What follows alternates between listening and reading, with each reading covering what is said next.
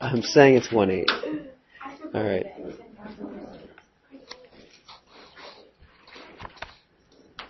Whoops. That's not going to work. Let's try this again. There we go. All right. So maybe we can look at A first. All right. And can someone tell me just what's the question asking when you see like 29A? Alicia, can you put it into words a little bit? What is the limit of this equation if x approaches -2? Perfect. That's perfect. What's the limit of this equation, of the function, when x gets close to -2? And what do we mean by limit? Like if you had to put it in words, what are we saying, Dan? Like when x approaches, what does y approach as x approaches -2? Great. So when x gets close to -2, what does y get close to? Or what does this function get close to? That's what the question's asking. And there are lots of ways of going about answering this question. All right? So thoughts or ideas, like, if you saw this question, maybe what you'd do first?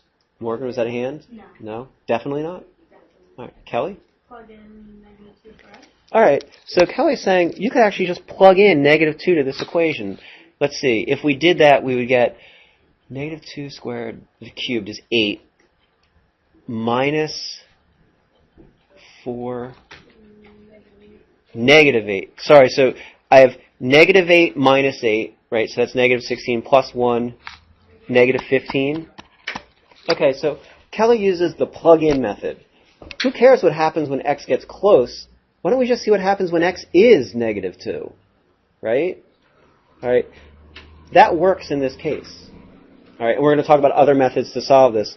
However, if you look at B, can you see Kelly's method won't work? Oh, you could. I meant B. Yeah. So Kelly's method works sometimes, and when it does, we should use it because that was a pretty easy method, right? What are some other ways of doing it if we didn't just plug in directly? Sam? You could graph it on your calculator. All right, let's do that. Let's see. And we have x cubed, minus 2x squared plus 1. I wanted to turn this one off.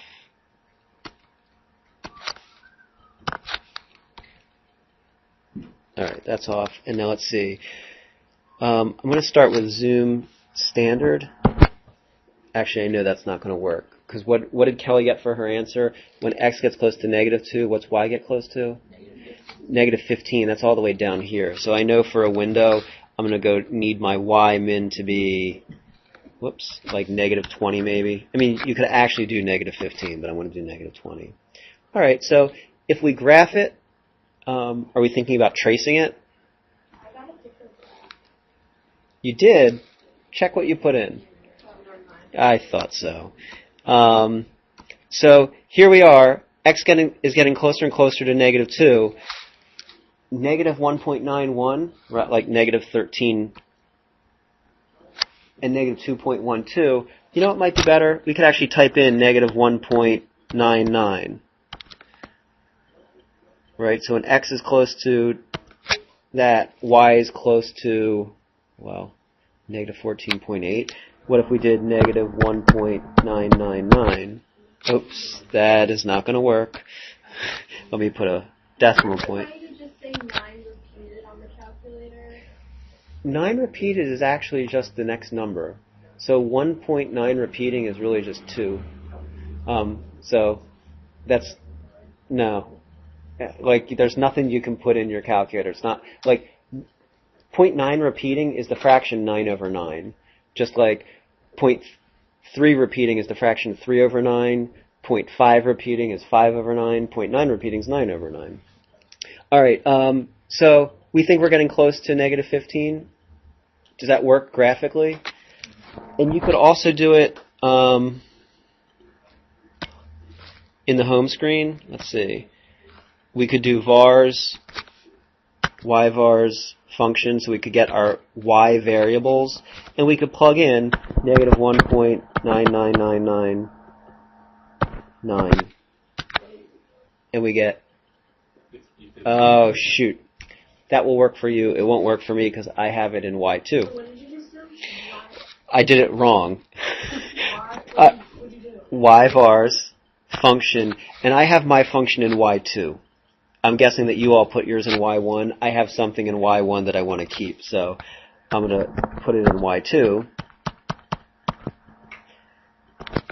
And I certainly get something very close to negative 15. I want to also talk to you a little bit about the difference between the left and right hand limit. And so I'm going to first just show you by example, then talk to you about the vocabulary. Would you agree that that number is also very close to negative 2? Okay, so one of those numbers is close to negative 2, but it's a little bit more. And one of those numbers is close to negative 2, but it's a little bit less. Trick question for the day. Which one's a little bit less than negative 2?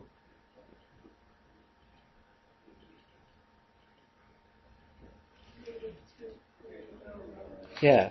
Negative 2.0001 is a little less than negative 2. Okay? Can you understand why some students get that confused and think that's a little bit more?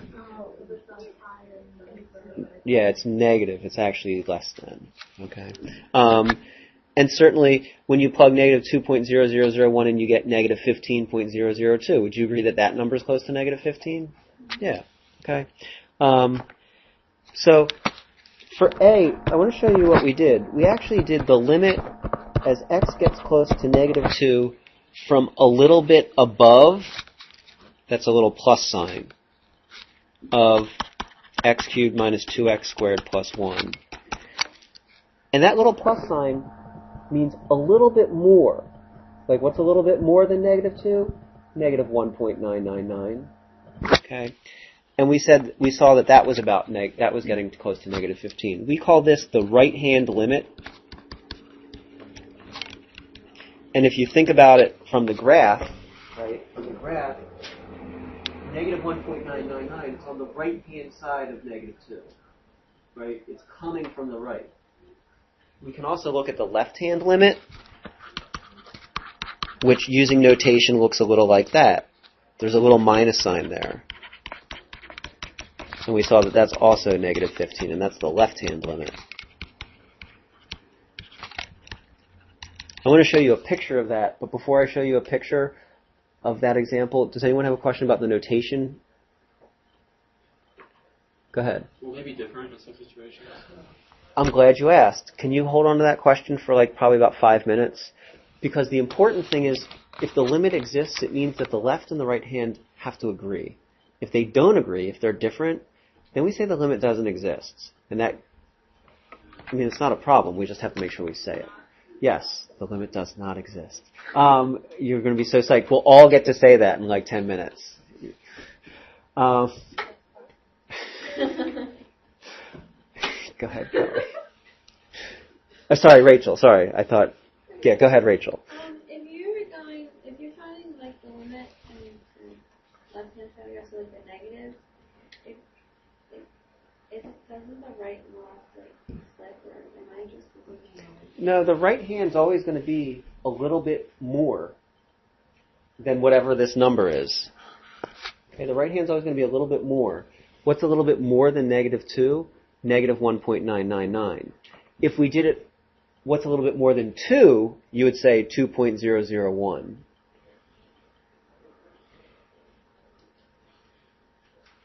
Not where I thought we were going to get stuck. No, Okay. it's like when you draw a graph, okay? When you have the graph you had before, right? And when you have the limit, it goes to 15 on both sides, right? Well, I don't know if it's on both It's sides. to say, Okay. if it's on the right hand side, it goes to 15, and the left hand side, it goes to 15. Well, so are we looking right here? Yeah. Okay, so if we're looking right here, this is the right-hand side. So we're talking about what happens when you plug in numbers like f of 2.001. This is the left-hand side. What happens when you plug in numbers like 1.999? Okay. If it was a different problem when we were looking down here, for this, the right hand is what's a little bit more than negative 2. Well, we're looking at what's f of negative 1.999. The right hand is a little bit more. Do you see how? Yeah, okay. Right? Do you see how it's confusing? Like people think that, right? A little bit more is, negatively speaking, negative 1.999 is more than negative 2. All right. Let me give you a different problem, maybe using Sketchpad. So here's Sketchpad, and we're asking ourselves what happens for the function x cubed minus 8 over x minus 2 when we get close to 2.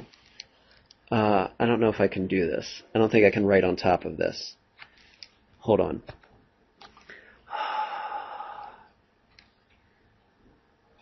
Is that it? That might be it. Okay. Can you see that? No, not at all. All right.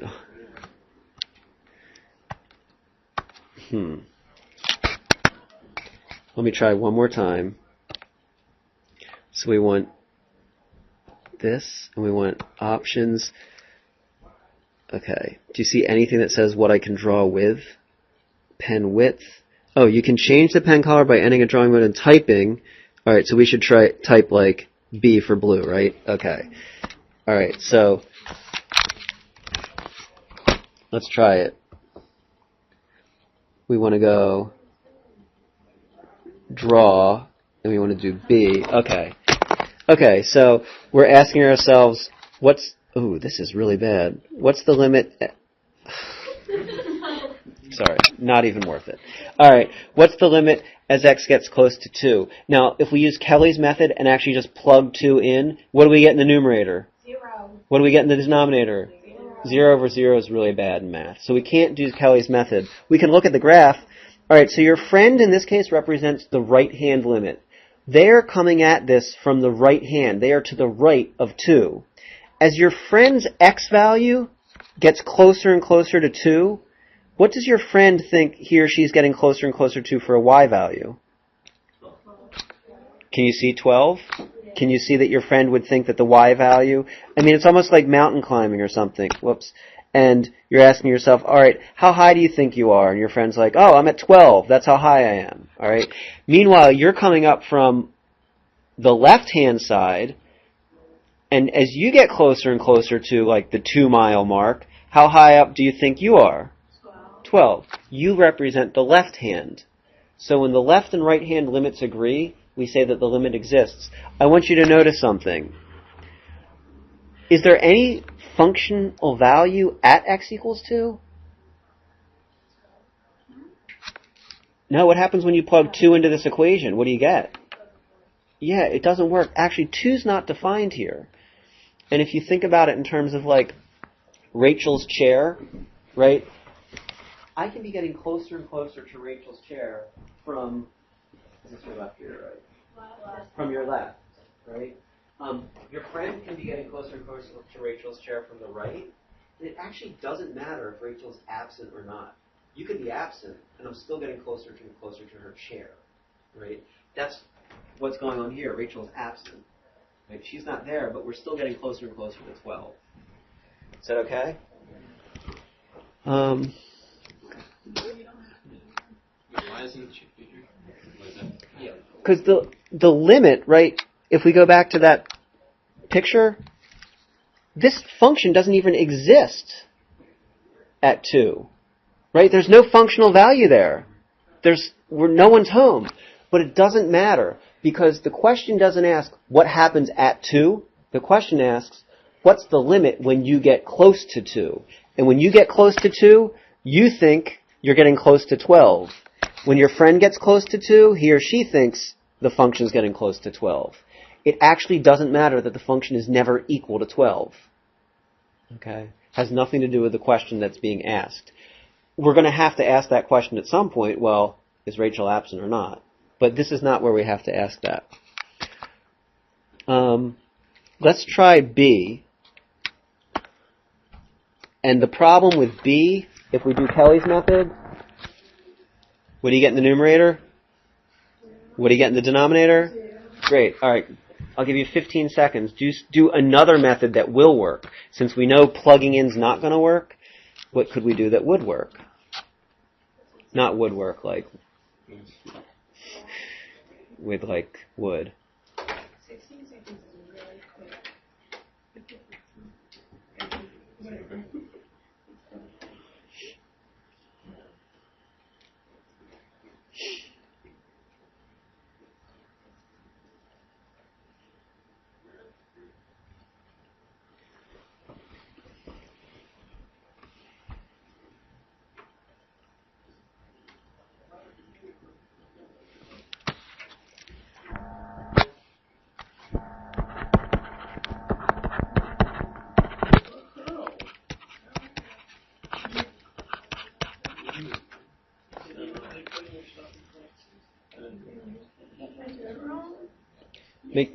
Make sure your numerator's in parentheses and your denominator's in parentheses.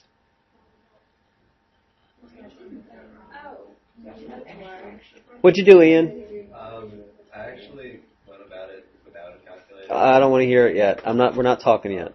Nope. Morgan. I did the y bars. Okay. And So you go ahead. wait, So you plugged it into Y1, yeah. and then you did Y vars, and you picked numbers like what? Well, a little more. I did 3.0001. Okay. MLS 2.9. Great. So what do you? Like 6. Right. You're pretty sure the answer is 6. And you're right. You're absolutely right. I love that Morgan said she tried numbers both a little bit more and a little bit less. This goes back to Dan's question, can it ever be different? Can you and your friend ever totally disagree? And so it's important that you make sure not only we're checking what your friend thinks, but also what you think, and they have to agree. And in this case, Morgan says, yeah, we both think we're headed towards 6. Did anyone just use the graph and trace along? No? No one? So when you do, you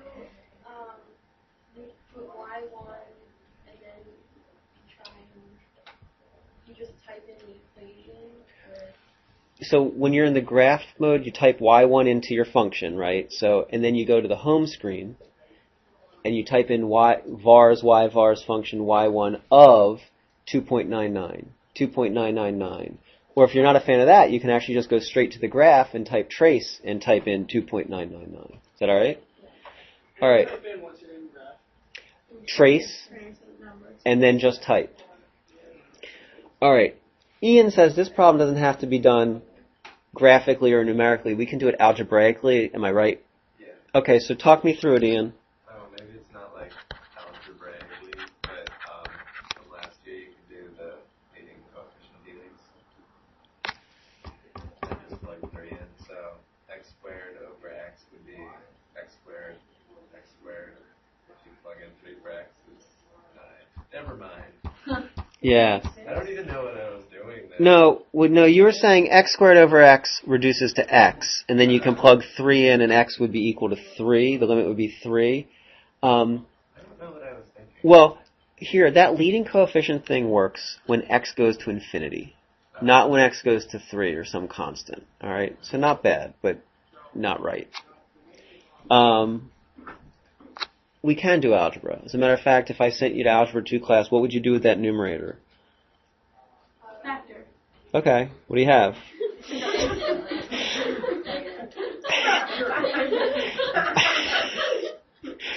Five points for Kelly. She beat everyone to the buzzer on that one. So what is it? What do you get? All right. So what happens now is we can actually reduce that out. And if you remember graphically, what did x minus 3 represent on the graph? A hole, a removable discontinuity. And what we're doing now is by canceling them out, we're ignoring the fact that this graph has a hole. And if we ignore the fact that it has a hole, guess what we can do? We can do Kelly's method. Plug in 3 for x. What do you get? 6.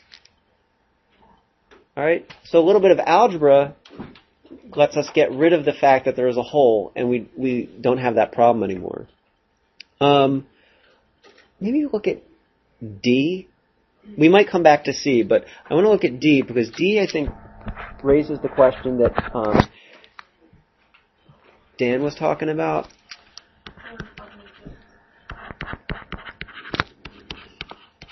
What happens if we try Kelly's method? Doesn't work. That's a problem. So we can't do that. We need to either graph it or type in values close to 0. And I need you to think about you and your friend. I need you to think about your friend, which is the right-hand limit, a little bit more than 0. And I need you to think about you, the left-hand limit, a little bit less than 0.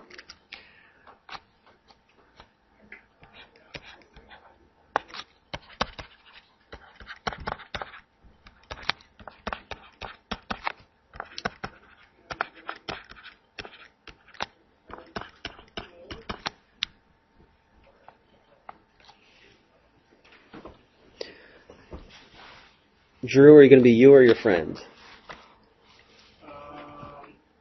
Are you going to be you or your friend? Who do you want to be? I'll be me. All right, you'll be you. So you are the left-hand limit. You're going to be a little less than 0. So when you're tracing or plugging in, it should be like negative 0.01, negative 0.001. What do you think we're getting close to? Negative. Yeah, I would totally agree. All right. So, Drew, calling someone to be your friend. Nobody wants to be your friend. I'll be your friend, Joe.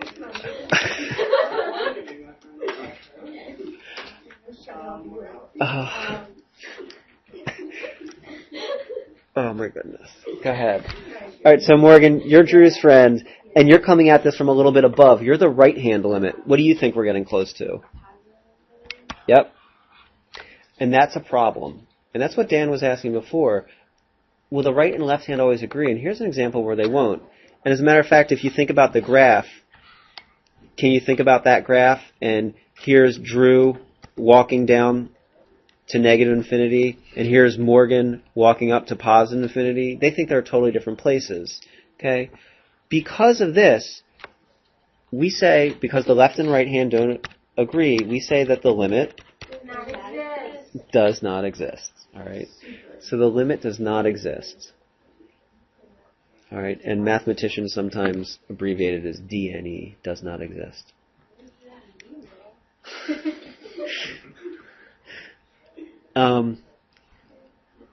As an extension to this problem, if you did 1 over x squared, can you imagine this graph? 1 over x squared looks something like this, right? What do you think you're getting close to from the left-hand side? As you walk up, you think you're getting closer to positive infinity, right? What does your friend think we're getting close to? All right, so you and your friend agree, so we actually say that the limit here is positive infinity. However, when you say positive infinity, you're actually saying much more than that. You're actually saying, guess what? The limit doesn't exist because it goes to infinity. You're telling me not only do you know it doesn't exist, but you're telling me why it doesn't exist. Because can you see the problem with trying to say the limit is infinity? It's a paradox. It's not non-commonsensical. Like, you just can't say that. So when you say the limit is infinity, you don't mean that infinity is a limit. What you mean when you say that, and that's all you need to do is write infinity, you mean the limit does not exist because it goes to infinity. And that's very different from question D. Question D, the limit does not exist because you and your friend don't agree. Here you and your friend agree, but you just can't have a limit that's infinity. Is that all right? Does your silence mean yes? Okay. So it technically does not exist. Exactly. As a matter of fact, what this says is you know it does not exist. That's what the limit equals infinity says. It doesn't exist, and here's why. Okay? So you could write DNE. You could. It would be nicer if you said infinity, because not only are you saying it doesn't exist, but you're showing that you know why it doesn't exist. Okay. So it's like you're being a little smarter by doing that. Are you recording that? I am. Okay. Is that good or bad? Well, now I can go back to my sister about how to draw different. All right. All right. Here's another limit. Now, this problem asks us specifically to use algebra. It doesn't say use a graph or use numbers close to 0, which we could, right? You could graph this, and you could look at numbers close to 0. But this says do algebra. So let's do some algebra and see what we get. What can we do with that numerator? I don't like that word. All right, what do we call unfactoring? I'm fine with that. Okay? So, yeah, we're going to FOIL. All right. We didn't... Yep. All right. It's really important that you don't say that it's just 9 plus h squared. That 6h is a very important piece. All right. Minus 9 all over h. Now, if you do these algebraic problems right, nice things start to happen. What happens? All right, let me first do this. You're right, but let me first do that. Right, so we can cross out the h. Guess what we can do now? We can use Kelly's method. So we can just plug in 0, and what do you get? What? 6. Is that what you guys said? Someone said dose? 2? What? No. Okay. 6. He said it does work. Oh, it does. All right. The important thing is that we had to do algebra, though, before we could use Kelly's method, right? So tonight, I think, is mostly going to be using graphs and using tables. And there might be some algebra you can do.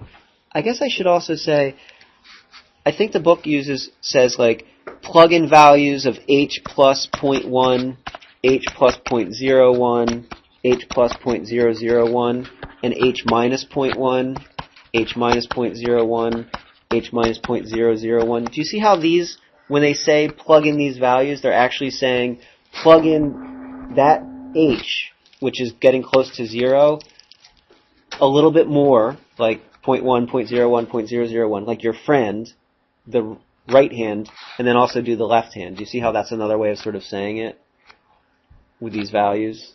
No, not at all. Some of you do, some of you don't. No, okay. Raise the roof, Ian says. Oh, because that Everything. a person's mind. Overwhelming. Okay. All right.